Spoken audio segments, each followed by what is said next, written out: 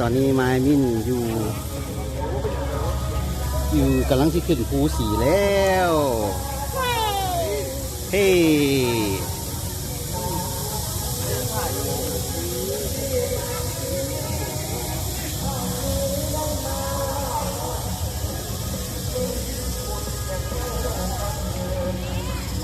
นี่มาลูกมาไหม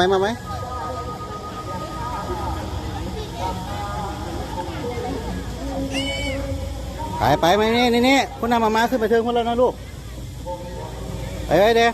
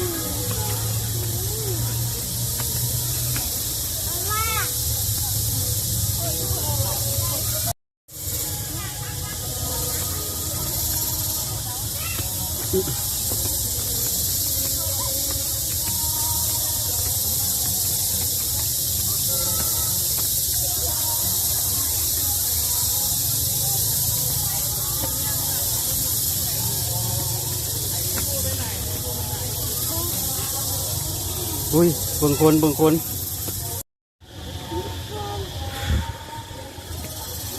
หายางขึ้นไปไม่มิ่นคอยลูกเดี๋ยวล้มเลยลูก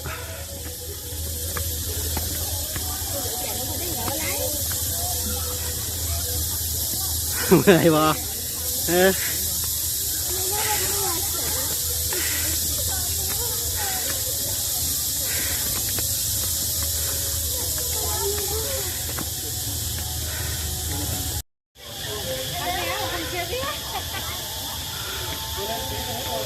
อย่ามาหอดใส่เล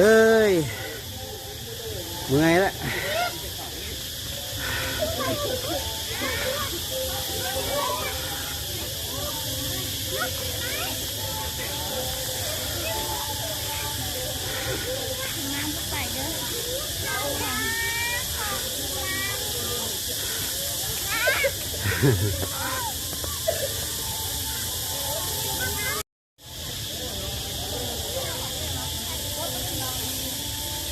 เอายังอีก ขึ้นไปอีก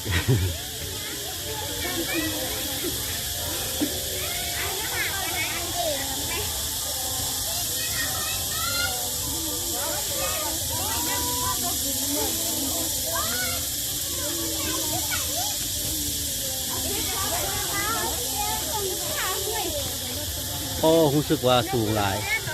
เมื่อยเติบ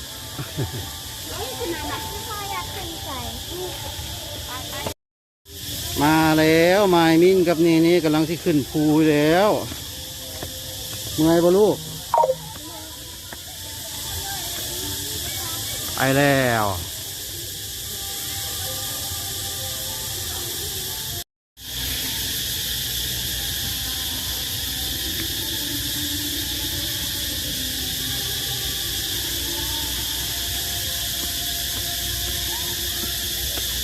มาแล้ว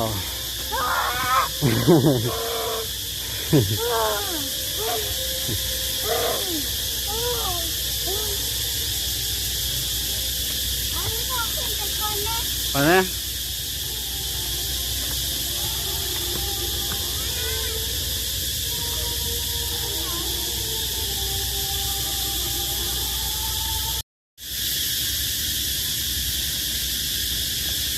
คอยๆเดี๋ยวลูกเอ้ยไปขึ้นไปนี่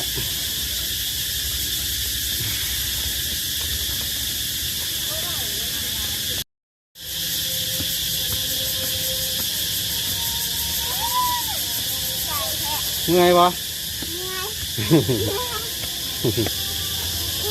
ไปขึ้นไป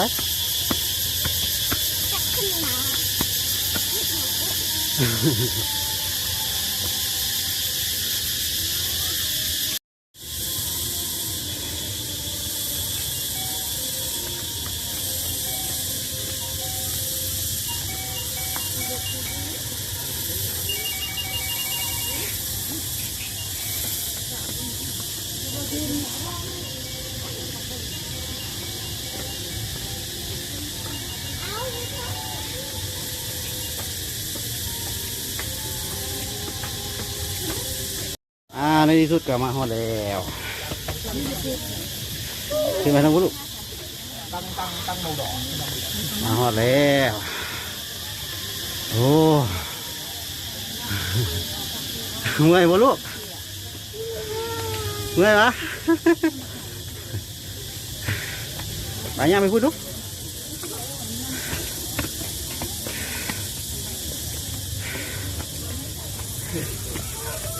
อ๋อ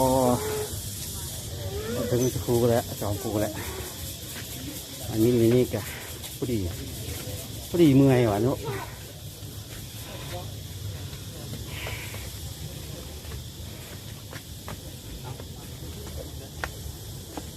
โอ้คนละทาง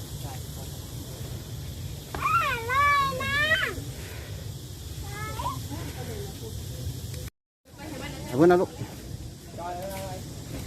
เอาที่เดินนี่ไปพูดเลยลูกย่างไปพูดย่างไปนี่ก็ได้ย่างไปนี่ก็ได้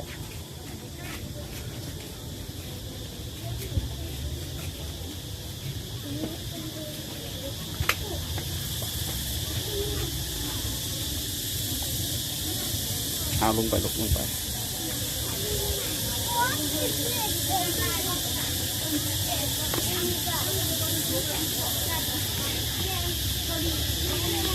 เลี้ยวซ้ายลูกเลี้ยวซ้ายซ้ายเพื่อนลูกนี่นะเนี่ยไปพูดนะลูก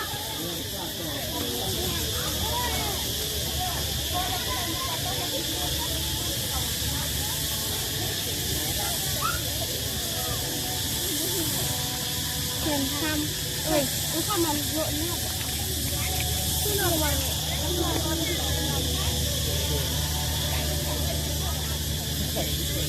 เลยพูดตัวไหนบ้าเด็กอ่ะ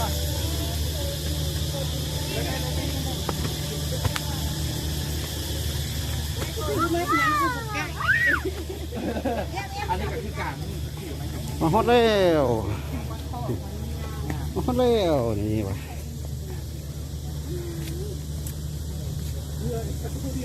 ไปลูกไปทางเก้านะลูก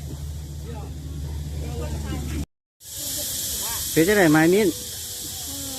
เมื่อยวะเห็นผู้สีบ่เห็นแล้ววะเป็นจังไหนเมื่อยเหงื่อย่อยเหงื่อยังเลยเนาะขึ้นไปอีกบ่ลูก